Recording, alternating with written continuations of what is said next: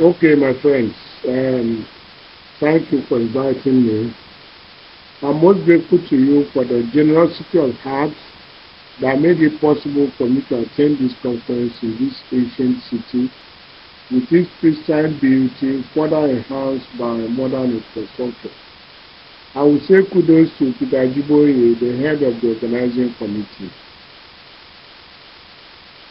I consider this lecture to be one of the most important in my professional career because I intend to put you through some novel information. First, I have synthesized knowledge from Ken Wilber's description of the mind and thereby produced a comprehensive diagrammatic representation of the psyche in a way that is not yet found in the literature, and that's on slide 29. Second, I've synthesized what I consider to be Sigmund Freud's dream or hope by suggesting a brain representation of the structure and function of the mind, and how I did this was by situating the structure and function of the mind in the triple network model of Bernard Lennon, which is on slide 40, thus bringing together the fields of cognitive neuroscience, phenomenology, psychoanalysis, psychotherapy, and psychology in slide 46. These two novel ideas will be the highlights of my presentation. But let's start from one of our Nobel laureates in psychiatry. There have been known just three.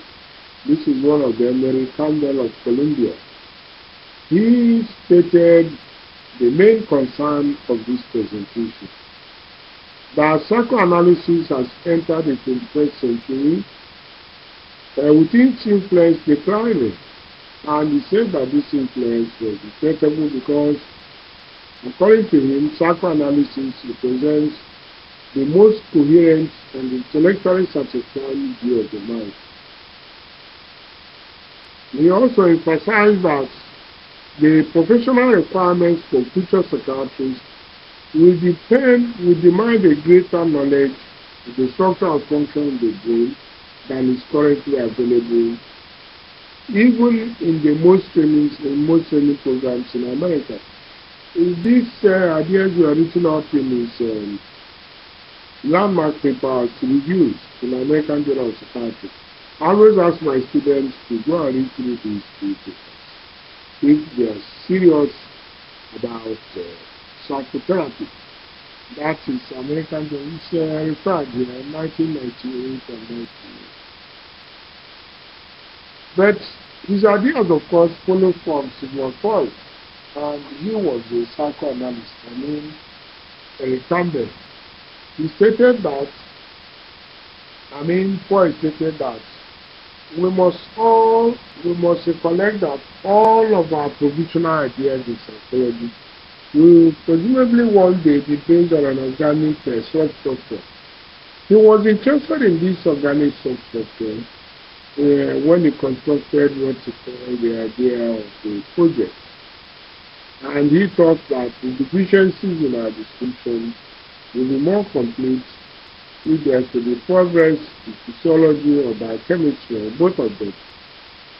And that was his idea, to find a brain representation of the psychic structure and psychic functioning and psychotherapy.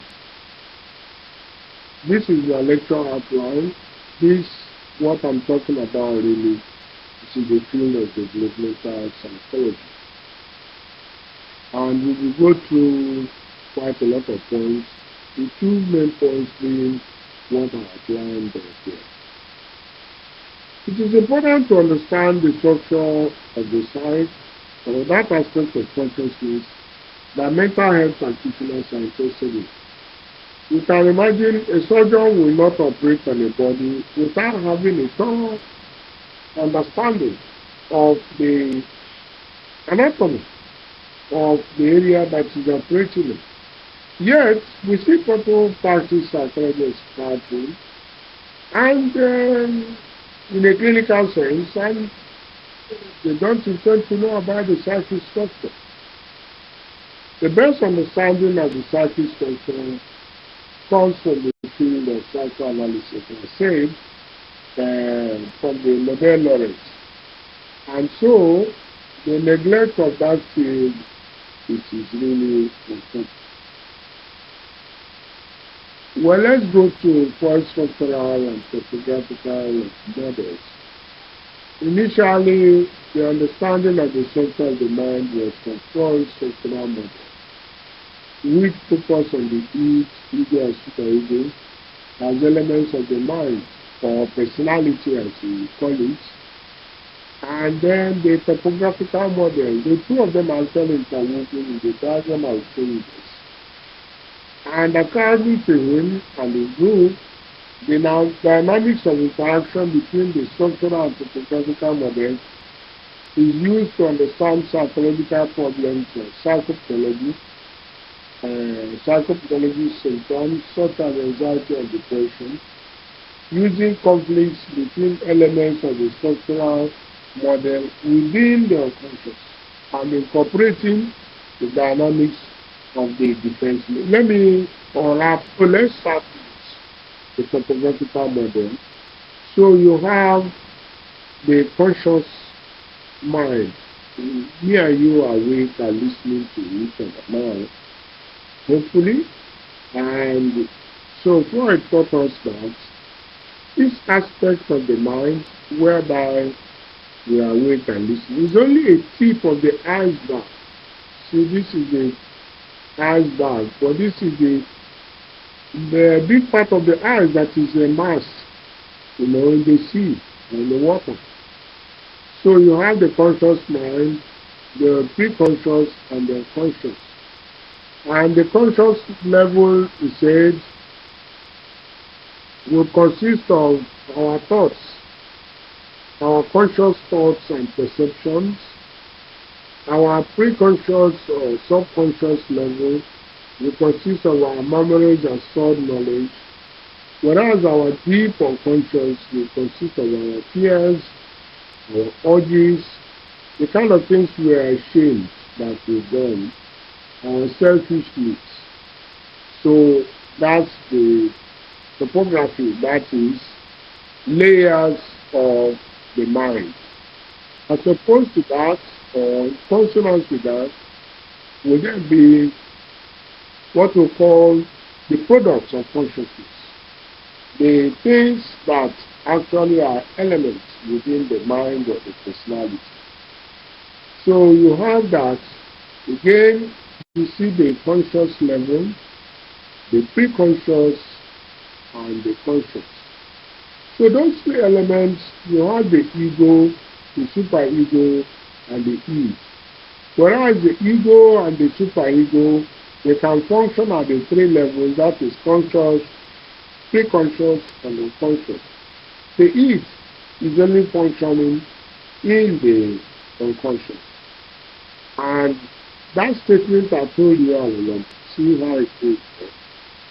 So, according to the psychoanalyst, this is their conceptual framework of psychotherapy. How do mental disorders arise? But this explanation really is for so-called psychoneurosis, which will come at a certain level of development, according to Ken Wilber. It's not there, it's not every time that in the stages of life you can develop neurosis. At the earlier stages, you have the disposition to developing other forms of mental disorders, which are more biologically rooted. So according to this theory, the fundamental basis of psychopathology is either a fixation at the level of development or a splitting or dissociation at that level. Drug addiction, for instance, people who have drug problems, they are viewed as being fixated at the oral stages of development. and the oral stages, this audience already knows what I mean by that. That's when you're a baby, and their most concern is for what enters into your mind.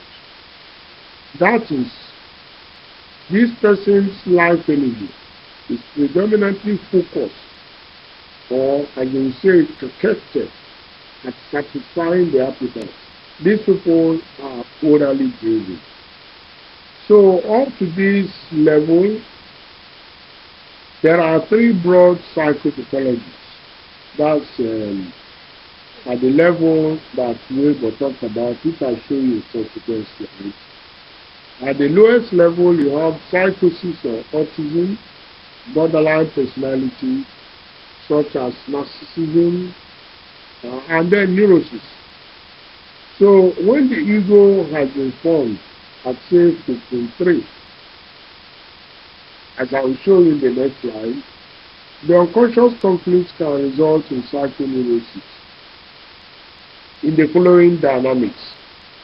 That is, if you have the superego pressing down on the id, not allowing it to express itself, and this class knows the name of ego, superego, and id, so I don't need to go through that again.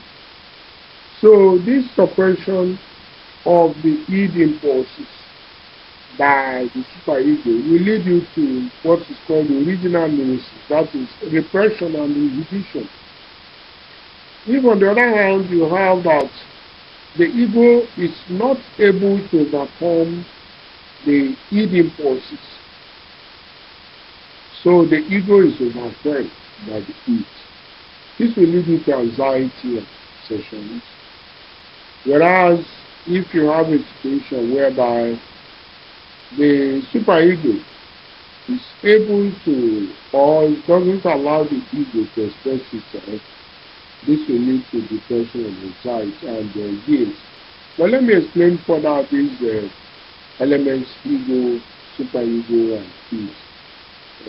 For the other audience who may listen to this program, you find out what we mean by ego is that aspect of their personality that has to take a decision, has to deal with reality.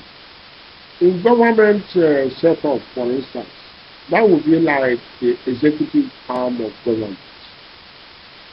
Then you have another aspect of the personality mind, which is to judge you, to restrain your impulses, to prevent you from doing whatever is wrong. We will put that as the, let's say, Department of Justice or the judiciary, you know. Then you have the aspect of the personality that's always demanding, always wants you to give into something, usually things that are low, you know, or restrained, wants everything. So that aspect of the personality we call the id, and you could relate that to the parliaments all over the world, whether states or national level. There's always demanding that the executive will do this or that, but the executive will have to see what it can do. That is as ego within the ambit provided by the law, which is the superego. So if you can understand this, acknowledge. Now,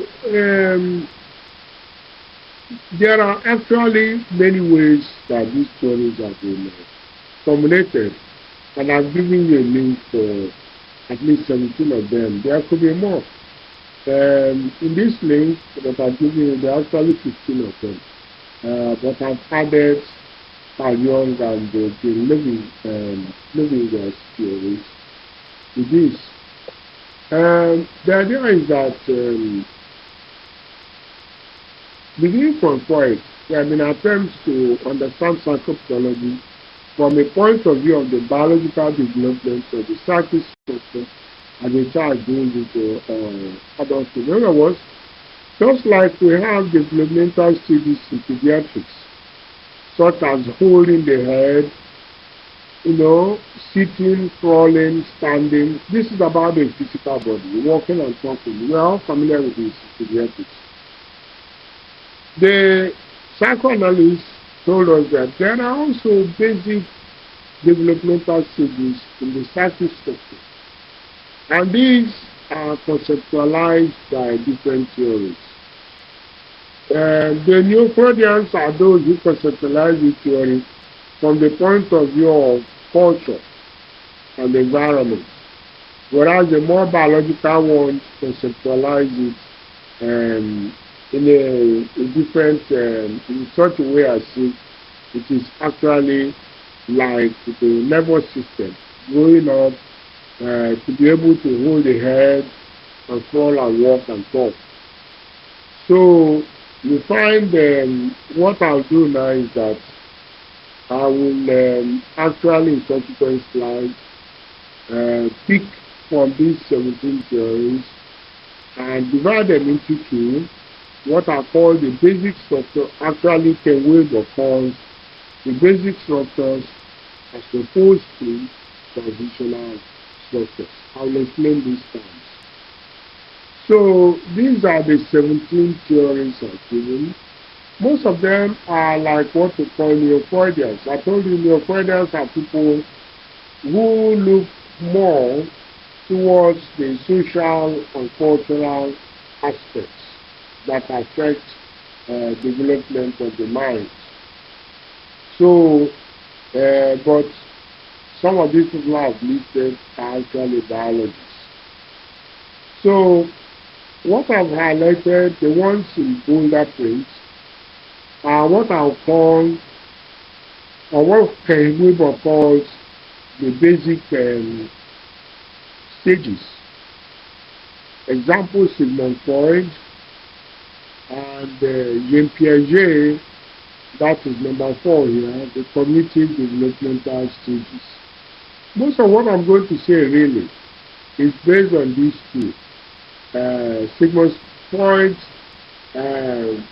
psychosocial development combined with the cognitive developmental stages by Jean Piaget.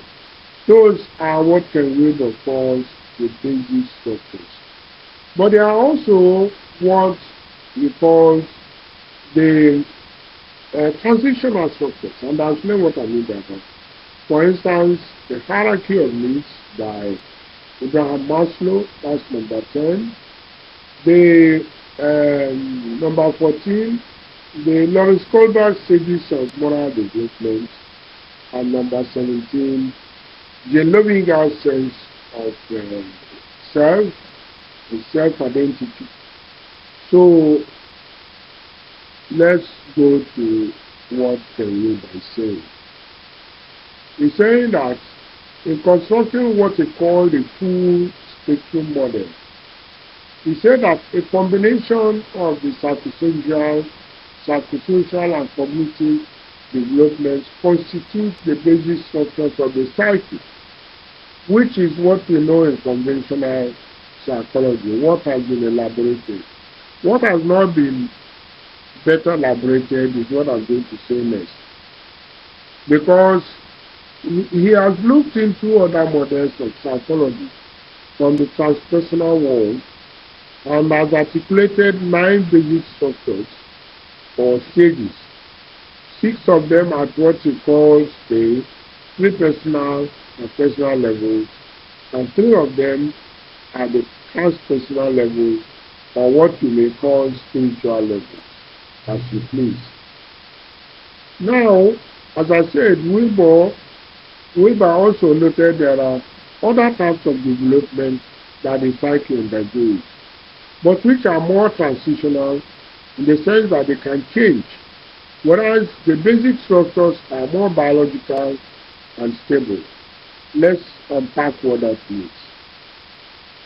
Examples of transitional structures are, as in the model of Abraham Maslow's and the hierarchy of needs, which people are familiar with, and Kohlberg's hierarchy of moral development. These structures are considered transitional, they are considered to be dependent on the stage at which you are. In other words, they are phase specific. They depend on where you are in the stages of the basic development. In the sense that they are based on the levels of that basic development. For instance, to develop self-esteem, you need to have grown up mentally to a level of what Piaget called formal operations, that level of formal operations. You can't have self-esteem if you are 1 year old or, that's not your level yet. So you have to get to that level. So it is transitional, but when you got there, you will now find out when you get to the level where you have self-esteem. You may find that circumstances could change, and what you consider to be so important is no longer important, and you look at self-esteem in order to gain some selfish motives, in order to fulfill some selfish motives. So this level of morality or esteem you have developed at the earliest stage can actually, evaporate in the face of adverse circumstances of life.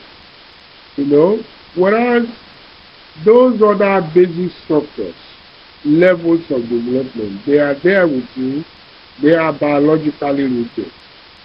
So that's the difference between the basic structures and the the transitional structures. So that's why you commonly find, this example I saw in the last time I visited the University of Ibadan, we were coming out from the gate, and the gateman was trying to stop people so that cars can move in an orderly manner. So he expected that people, being professors, being highly educated people, they would obey simple rules. They would. They have grown to that level. But you see, this was a rush hour. Vehicles were jamming everywhere, and they were not listening to you. You said in Yoruba, all you people who are so-called educated, you can't even obey rules. So that's the example that even when you're educated and you know the rules, you should obey them. But when circumstances change, when you think you can escape, you disobey. You will do wrong things, So that sense of morality, obedience that you expect from you as an educated person is what Wilber calls a transitional structure. It doesn't stay with you all the time. It depends on circumstances. Whereas the more basic levels, they stay with you all the time. Now, Ken Wilber has also put forth what he calls the idea of self-system, and I will explain this, which operates on the basic structures and transitional or immediacy. And this is more like when we were, studying psychiatry. We still study psychiatry, but I mean as students. We had a discussion of the functions of the ego. Now we put it together as parts of functions of the mind. And I put up a diagram, my own representation of this in order to guide us. So you have self-identity and will, organization, defense, metabolism, and navigation. I will explain this in a diagram. So, but this is what you see as representations or functions of the mind. So the mind has an aspect of it that you will always know who you are, and you want to get back to who you are. But there's an aspect of the mind with which you assert yourself, with which your motivations are channeled into, and that's the will. But you also have an aspect of the mind with which you organize the day. You know you have to wake up in the morning, brush your teeth, have a bath, maybe pray if you are such a human being, and then take your breakfast, go to work and all that, after bathing, of course. And then, so that's the one that organizes your day, your life. So there's an aspect of the mind that influences that. There's also an aspect of the mind with which you defend yourself. For instance, when you are assaulted, when people try to run you down or do you in, you try to defend yourself. You mount a defense.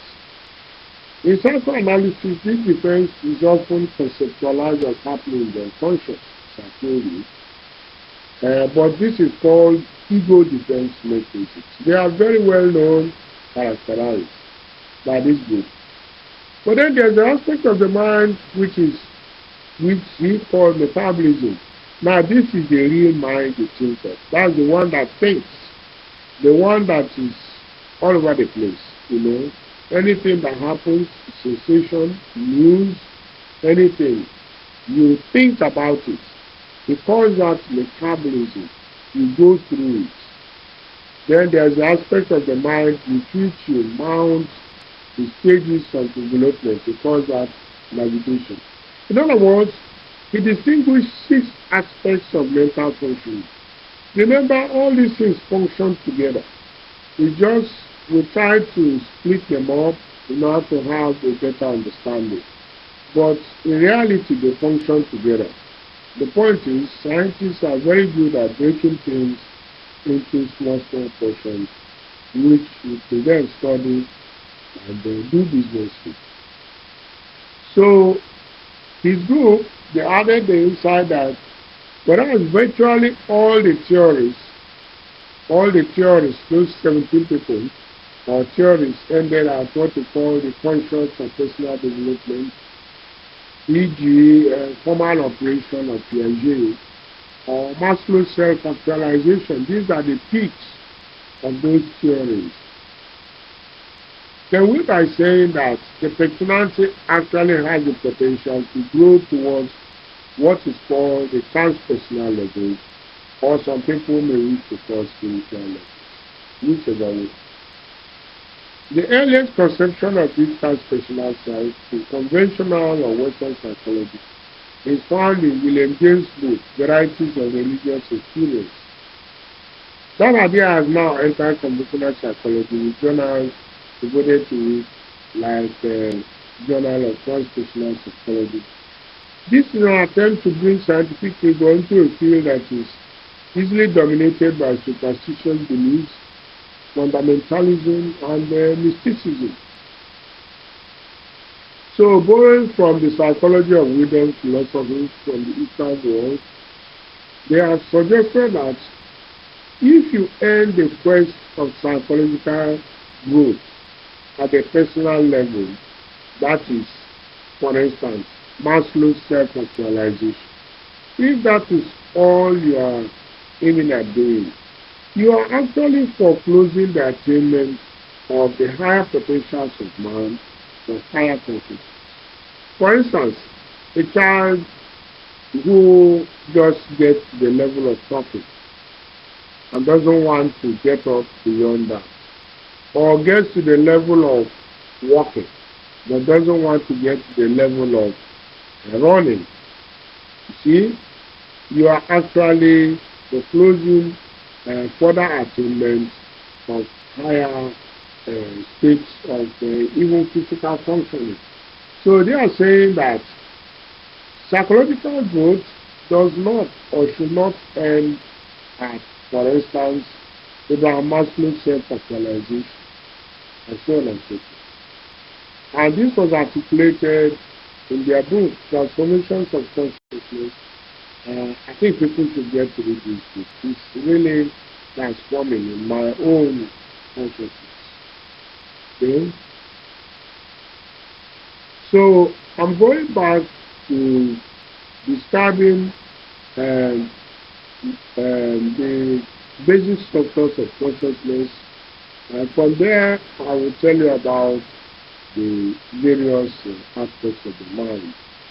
I'm trying to unpack the Wilber's description of the basic structures of consciousness as related to the transitional structures. This thing makes going through.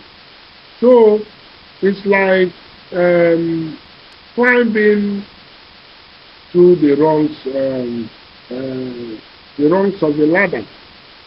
So you find that when you are born, 0 years of age, to 1 year, you are functioning as a sensory motor, as Piaget would call it, sensory physical.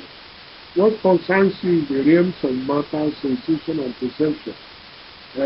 This is biological. You have to go through that. That's what the nervous system can carry.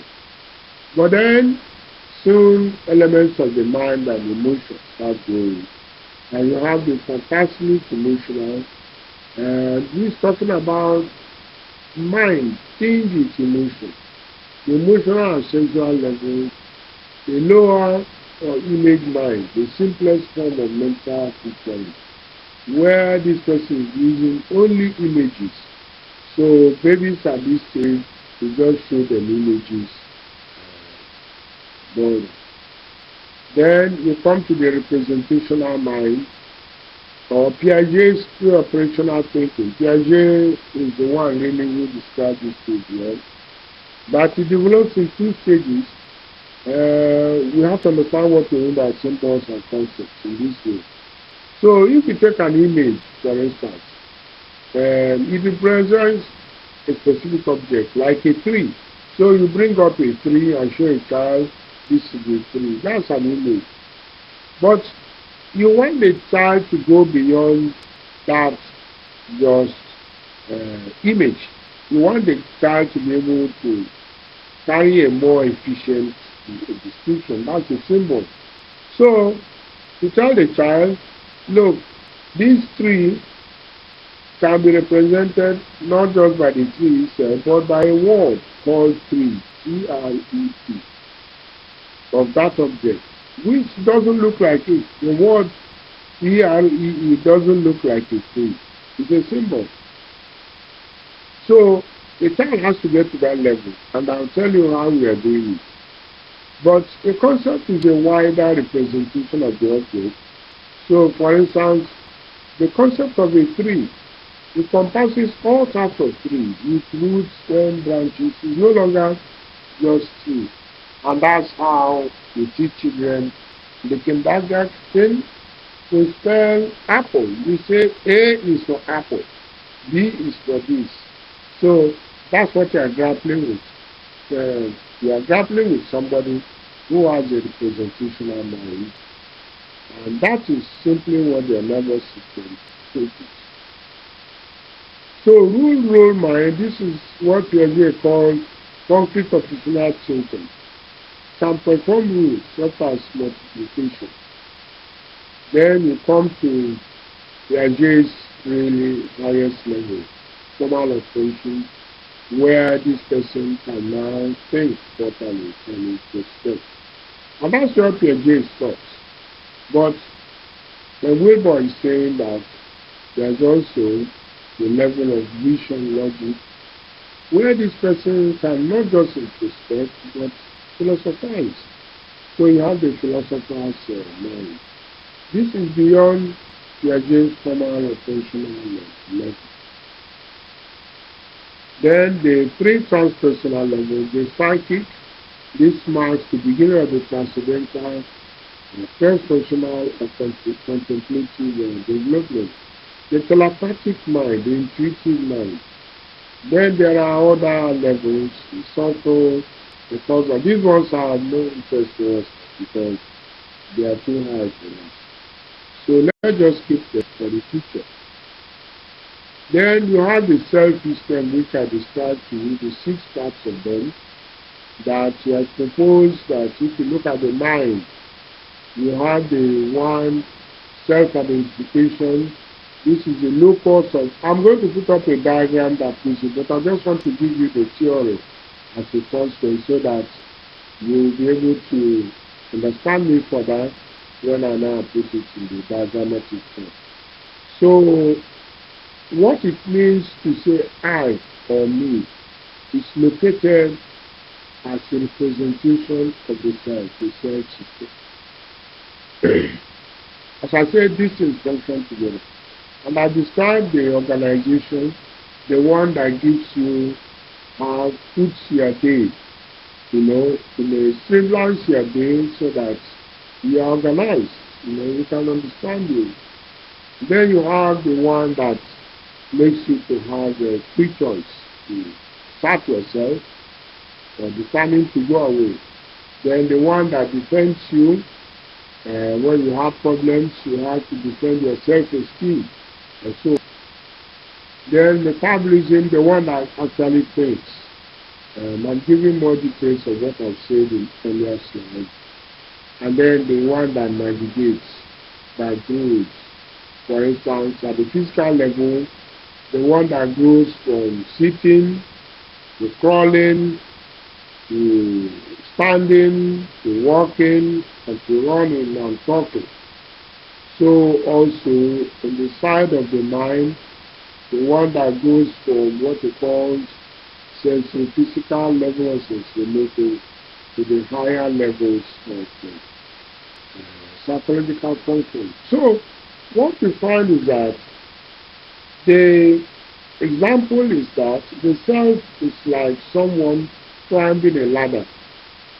That ladder is, the rungs of it are the basic structures of existence, so that you move from concern with matter, that's the physical, to the body, to the emotion, like when we say fantastic emotional, to the mind, and to soul and spirit at the transpersonal levels. So that's what is happening. At each stage, there's a danger of pathology. It's either you get fixated at the age, at that stage, like when you are fixated at the older stage, then you have drug addiction. Or you are not able to differentiate yourself from the environment, or actually you deteriorate. So there are three elements in the self-seek structure, and I want to use the metaphor of the ladder. So you have the basic structures. If you take a ladder, for instance, so if you conceive the psyche as consisting of a ladder with a climber, so there is a ladder and there is somebody who is climbing on that ladder. All of us know that any ladder is made up of rungs or steps. So the basic structures of that ladder in the mind, they constitute the rungs of the ladder. So you have the sensory-physical, fantastic, emotional, rule, and all that. These are biologically rooted. These are steps you must climb up. Then there are the transitional structures, which actually consist of, in this example, the views you may have of the world. For instance, when you are at a higher level of functioning, you view the world at a certain level of morality. But that level of morality can shift, as I said, depending on circumstances. And also, that level of morality can actually be improved upon, like John Levinger taught us, as you climb the ladder of development. So, these transitional structures, as I said, that is your needs, your basic needs, your moral tendencies and all those things. They change with time. They can improve or actually deteriorate depending on the situation. These things, using the example of the ladder, we call them the views you hold at each level, each rung of the ladder. So, as opposed to these rungs of the ladder, there is a cell system of self-structure which is the one actually taking the steps, climbing the ladder. So that if you use the method of self-review, you find that each level of development represents some food you are taking. Is it a physical food, emotional food, mental food, or spiritual food? What is your concern? What are the kind of values, the kind of things that concern you, preoccupy your mind?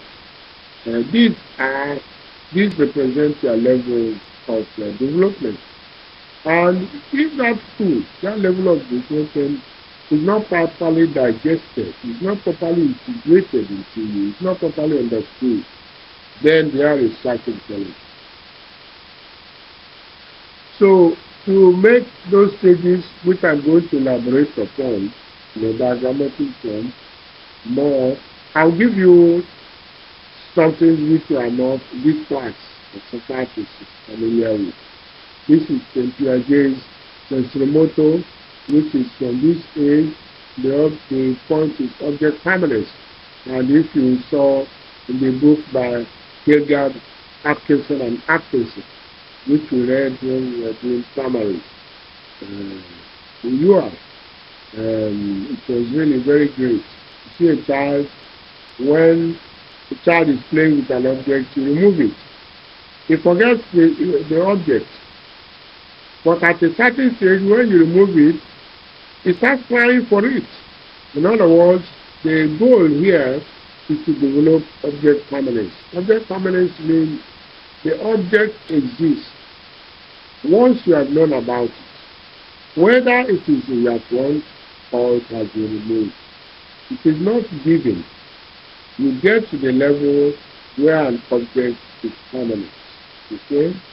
And once you have achieved that, you have achieved that.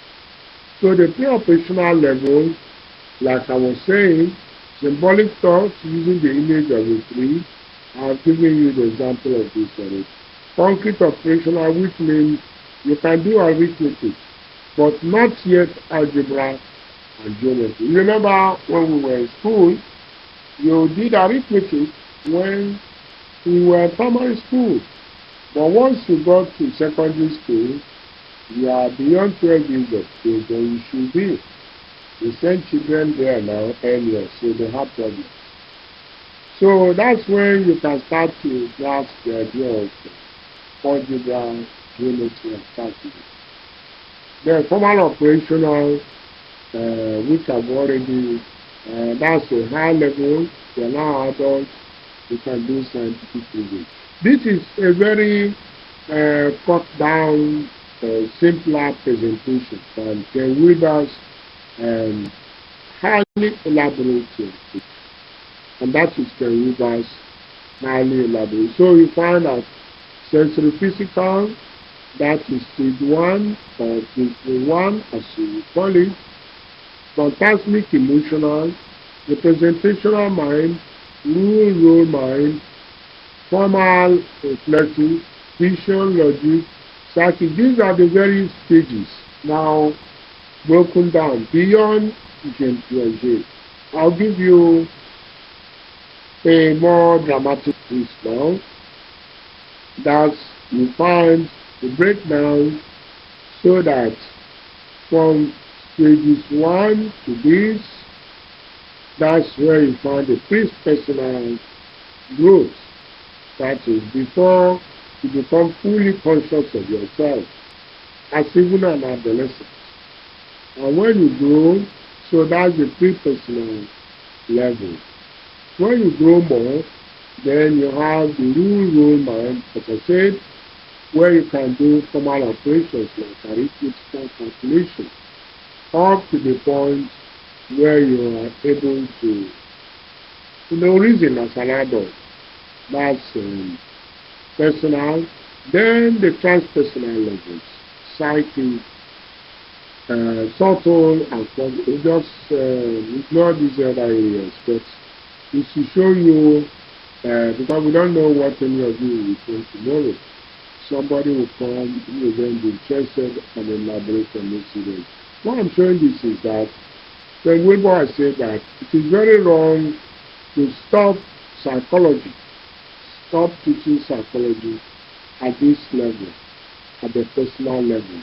You should also teach psychology at the growth is also present at the higher levels. So these are ones in green, and I put them in green color to show that they are of the earth. They are of the earth, they grow. See, the ones in yellow are now what we call the transitional structures. The various levels of Maslow's basic, hierarchy of needs, or Lawrence Kohlberg's moral development, they are also stages, up to 8 of them, so depending on whom we are talking about. So that's why I put them in yellow, in the sense that they are transitional, but they are there, and they drive us forward or into trouble, depending on how much we absorb them. So what I've done here now is to tell you the origin of these thoughts in me, actually. I pay tribute to my time in the Brown Hall of University of Ibadan, UC. That's where I got these ideas. The idea of man know thyself, and I shall know the universe. It has been a quest of my life, really, to get to know the diagram I'm going to show you next now. That's following the Delphic induction. In the halls of an Brown Hall, I was actually reading a lot by then. I was learning. So I was reading philosophers like René Descartes. I think therefore I am. So these things have haunted me, they have driven me, and I'm coming down now to give you a synthesis of where I've been in this journey, right from when I was a medical student in the halls of the Brown Hall. So that's where you are now. I'll give you a more colorful presentation. This is my own synthesis from Ken Wilber. Recall that Ken Wilber told us that there are basic structures and that there are transitional structures. So I'll put them this way. What I've done here is to put forth something like a body. We understand the idea of a physical body, but we don't understand the idea of a psychic body. So I've represented that. The initial idea that actually came to me was when you have a pulse, you need to put, the one that women carry, and it has a hinge at the center, and you close it and you open it. That idea came to me. So there are parts that are related but different. So you have the basic structures, like we mentioned, starting from sensory physical, fantastic, emotional, and so on and so forth. Till this point, so all these points from this level of consciousness, personal to personal, then the higher levels of consciousness. So I have conceived that there is a basic structure that is in two parts. The pre-personal to personal, that is the one we all understand, and also what you might call the transpersonal or spiritual, whatever you want to call it, but it means that there are higher levels. I'm saying that following Ken Wilber, these are also biologically rooted. They are biologically rooted. As the last slide, I will synthesize these ideas. So these are the basic structures. You climb through them in stages, and you go up from the pre-conscious through the conscious mind and through the transpersonal. Then these are views. These are the transitional stages you have, like you know best about Maslow's levels: physiological needs, safety needs, belongingness needs, up to self-actualization. But now Ken Wilber is adding self-transcendence. So you become let's say spiritual. Let's say you have a higher dimension to your life. So these are transitional stages. And we say that it's like being on the rung of the ladder and having a view in this direction. But then this is the self that climbs. This one that, is around the dome of this structure. So at that dome, you have the self-identity, your sense of identity of yourself. You also have your sense of will. And part of that, you also have your capacity to organize your day and your capacity to defend yourself from, people attacking you or whatever. And then you have the part of you that we are more familiar with, the one that thinks. When the Descartes, I think, therefore I exist. Cogito ergo sum. This is the metabolizer.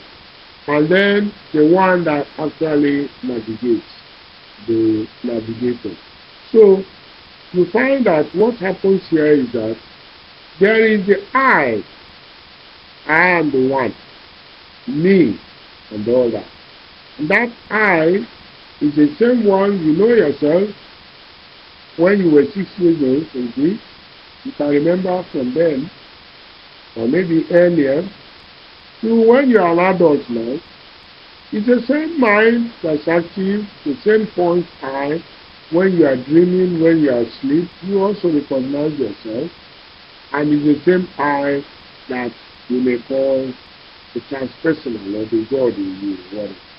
It's the same I represented all through, but having as its agent the mind that is functioning. Let's put this in a more colorful that, and that's what you have here. So it's clearer here. The basic structure, pre-personal to personal, and the basic structure transpersonal. And these are the views. So these are the stages, the steps of the ladder. These are the views. That is Abraham Maslow's stages, or Lawrence Kohlberg's moral stages, or the Levinger's sense of self, depending on which transitional structure you want to put here. So these are the levels of consciousness. When you were a baby, that's the pre-personal before you become matured. So now when you are supposedly matured, that's the personal. And to when you become, let's say, a master of the wisdom, like has always impressed me. I've always wanted to be a master of the wisdom. So now you have the sense of yourself, the one that thinks or has ambition, and that's it, self-identity, the will with which you carry on, insist on what to do, like insisting to record this lecture, despite all the disadvantages. Your past taking life and sweating like a dog here, but I insist on making this record. And then the metabolizer. So I'm using the wheel, doing all this, and I'm taking away all distractions, from me. And that's the wheel that helps me to do that. And then the self that says, this is your job, this is your duty, it's your talent. Then the one that climbs, the navigator. I don't know whether you can see this well. I have to thank 2 of my patients. I can't name them, but they were the ones who drew this. Believe me, my patients in my private hospital. I'll just call them B and N, as initials of their names. They are the ones who put up this diagram. I'm not able to put up this diagram. No.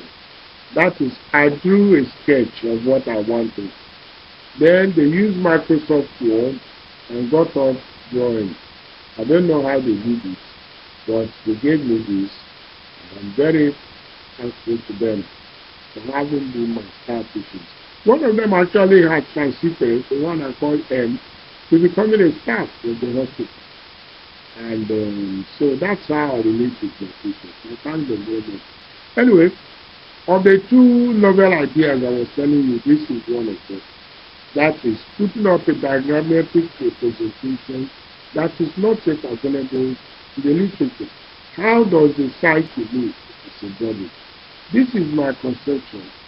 And this perception has grown from the time I was a medical student at the University of Ibadan to now when I'm over 70.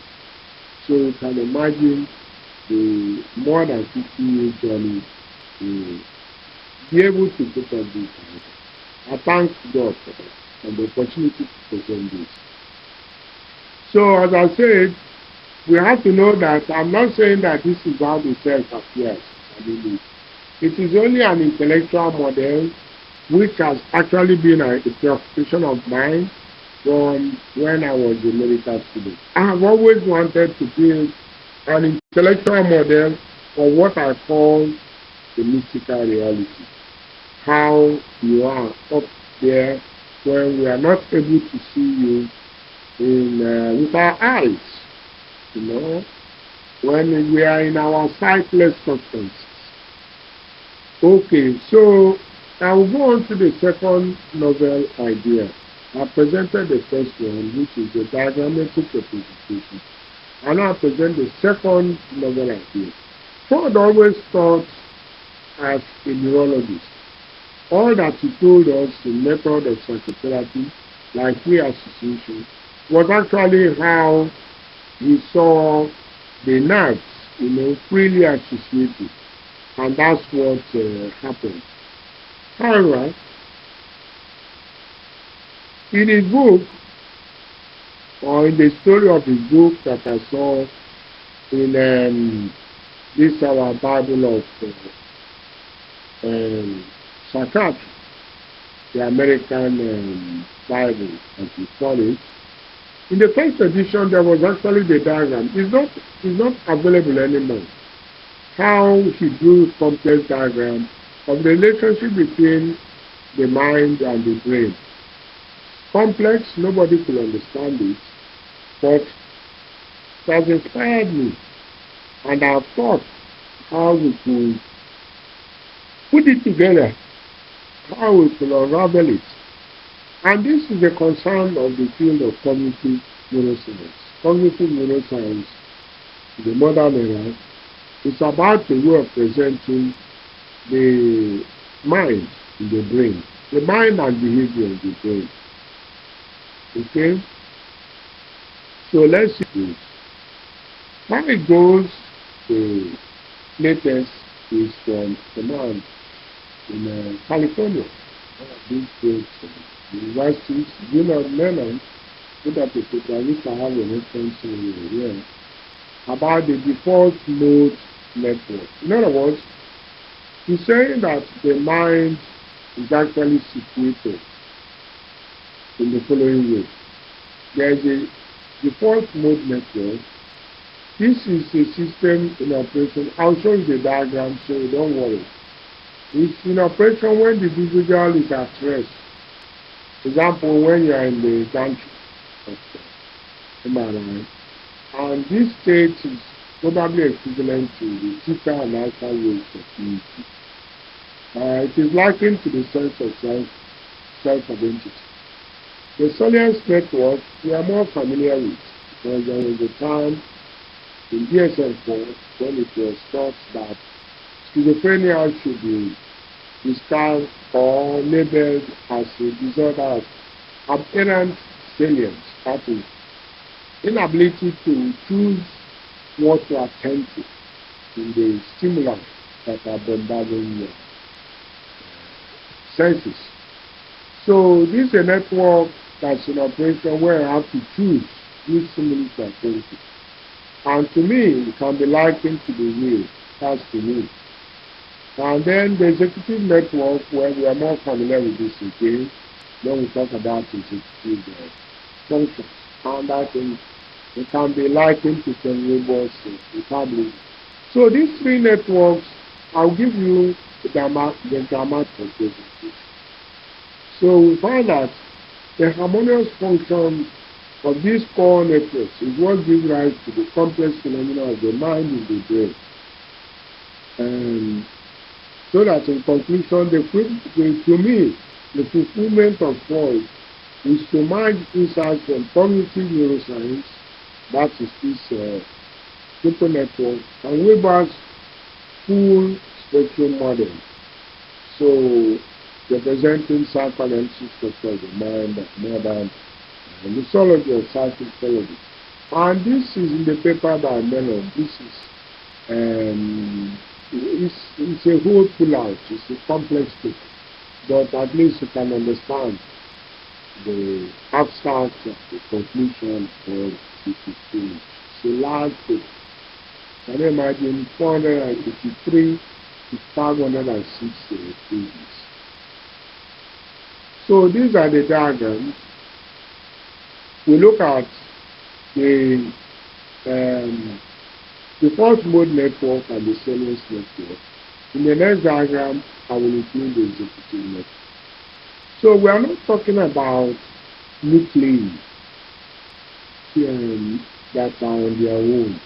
We are talking about nuclei functioning in concert. They are working together. So the default mode network consists of functioning together the medial prefrontal cortex. We are more familiar with the basolateral prefrontal, but that's for executive network. Combining with posterior cingulate the posterior cingulate area and the right and left parietal areas. So they combine, they work together, it is a network. In other words, these large nuclei are actually centers of synthesis of the sense of self and all that. There you have the salience network. That consists of anterior cingulate and the right and left anterior insula. So hold it in mind, once again, the default mode network consisting of medial prefrontal cortex, the posterior cingulate, and the left and right parietal. So this default mode network encompasses, as I said, all these, as well as the supplementary brain regions, including temporal areas. And this default mode network is a relatively new concept. It's a recent concept actually. And because of this, there is not a complete consensus on what brain regions should be included in the definition. So we get more out of this as time goes on. Regardless, structures that are generally considered part of that network are here as I've already stated. So I actually got this from the Wikipedia, and you can, it's free online, you can go and get it. So you are free to know more. It's known to be involved in many seemingly different functions, but basically it is the neurological basis for the self, your memories and your recollections of yourself. So referring to traits and descriptions of oneself. Emotion of yourself, your theory of mind, that is how you think of others, what you might call social intelligence and emotional intelligence. So as I said, emotions of the other people, understanding the emotions of them. In other words, what to call these days social intelligence and emotional intelligence, and moral reasoning and social evaluation. Too many of them just remember the major function self of it.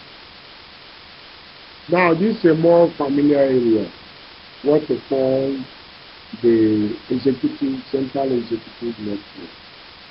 It's involved in sustained attention, complex problem solving, and working memory.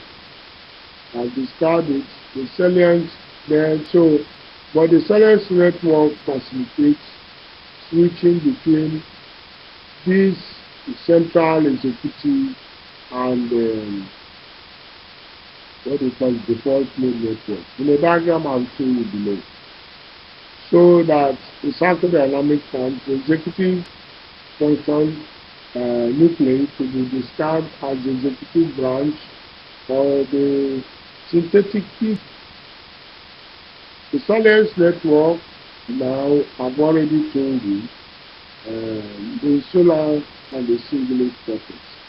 It's involved in detecting and filtering salient stimuli, so that in schizophrenia, for instance, we are told what is happening is that the capacity to know that the voice you're hearing is not actually important in terms of your reality, but it's happening to you, and you fail to make that judgment of salience. So also your thoughts, your thinking, you have delusional ideas, and you are not able to know that these ideas coming from you are not salient with respect to your reality. So, and so on and so forth. These are okay. So you have the salience network that chooses between the default mode network and the central executive what to do, what to choose. You know, like Hamlet, to be or not to be, what is salient, what should we respond to. And I said consists of anterior cingulate cortex and then the insula, whereas the default mode network consists of the medial prefrontal cortex and also the posterior cingulate and the lateral parts of the parietal, whereas central executive network consists of the basolateral prefrontal cortex and all these other play as mentioned. So this is a diagram that synthesizes the triple network system. So what do we do from there? I've told you what Sigmund Freud has said. He was looking for a position or understanding from physiology or chemical that will help us to understand the functioning and the structure of the mind. And here we are. Here we are, that the triple network is now situated, is now the one that situates, that houses this function. You can speculate from the following relationship.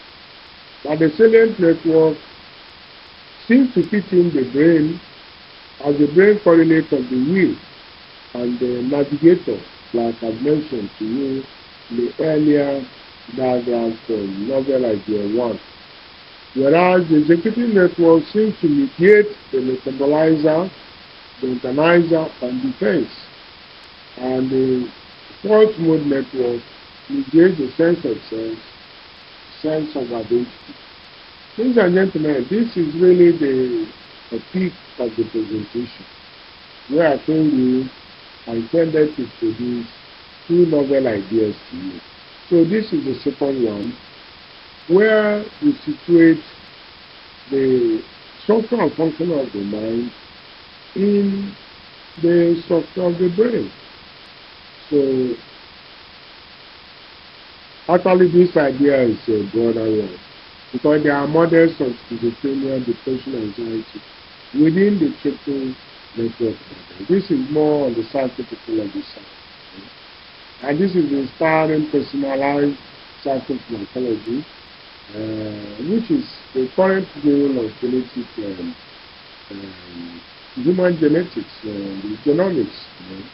We want to have what we call personalized needs. The salience network is more known, as I said, for schizophrenia.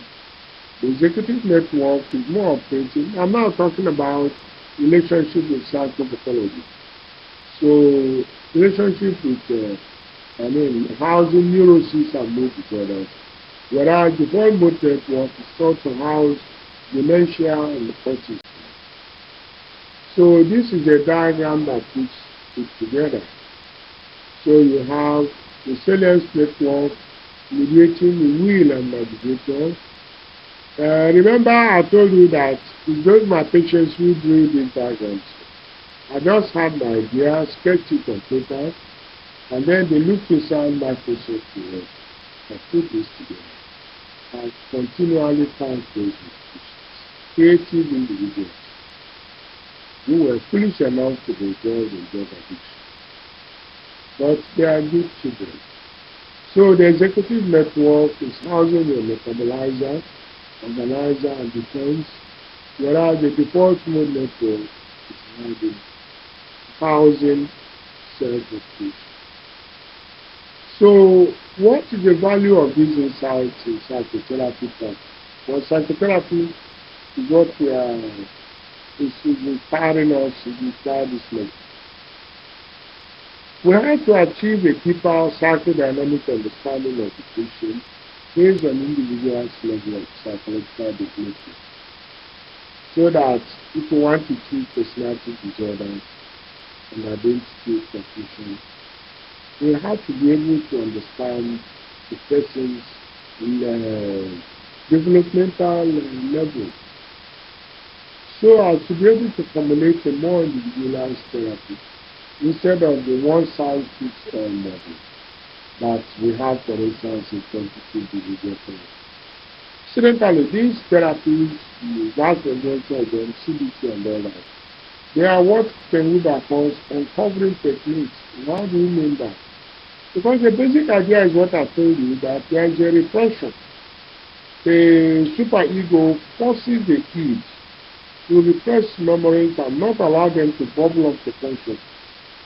And that may lead to anxiety or what do I call it? Obsessions, if you find that the id overwhelms the ego, or depression if the superego, overwhelms the ego. So you have depression and guilt. So these are, when you engage them in psychotherapy, you try to uncover, to go into the consciousness, to bring up these materials that have been repressed, bring them to the surface, the sunlight, and let the person understand them. And then the process of CBT goes on. So we call these uncovering techniques. These are different from when you are dealing with a person who has, for instance, borderline personality or narcissistic people, as we have on the world stage right now. We have people who are really narcissistic, the top there. How do you deal with them? They don't have an unconscious. They are very open in what they want to see, what they want to do. And it's all about themselves. They are very, demanding that their own impulses are what must do. So you are not uncovering anything. They've told you everything. They've told you their basis. Ken Wilber says that these people, they did not come up to building up that level of ego. So your job really is to build them up so that they have a safe ego. The ego that they have as it is are really very half-baked and dangerous. So you have to build them up and get them to, become nice person, kind, compassionate, instead of wicked and selfish. So the uncovering techniques, we use them in CBT because we are trying to uncover something in the unconscious, which has been repressed. But as I said, it's a one-size-fits-all model because people who have personality disorder, like narcissistic people, they don't have that unconscious. They didn't repress anything. Everything is in the open. You need to do it. So that will be our final slide actually, to show that what we have done is to put together the field of phenomenology led by John Husserl. That is, these people, they are philosophers, but their preoccupation with perception, their preoccupation was with perception. That's philosophical inquiry using the methods of what I call EUA, empathy, understanding, and observation. I've also linked psychoanalysis and developmental psychology. That's Sigmund Freud and the neo-Freudians and Ken Wilber's perspective. Development, where he says that the self climbs the ladder of basic structures and transitional structures. Okay, so you have to have a psychotherapy based on understanding of the level that this person is in their developmental psychology. So you have psychopathology, which is what psychiatrists in these days are doing. You are studying abnormal perception. Remember that phenomenologists are not interested in abnormal perception, except of course Kasdarsky, who was a psychiatrist too, and introduced the idea of psychopathology, general psychopathology. So you have psychopathology dealing with abnormal perception, abnormal mood, normal thoughts, and related abnormal behaviors. All these are housed in the triple network model of Zinot Menon, the default mode, the salience mode, and the executive mode. They house the psyche and the psychic mode. Thank you, thank you, thank you.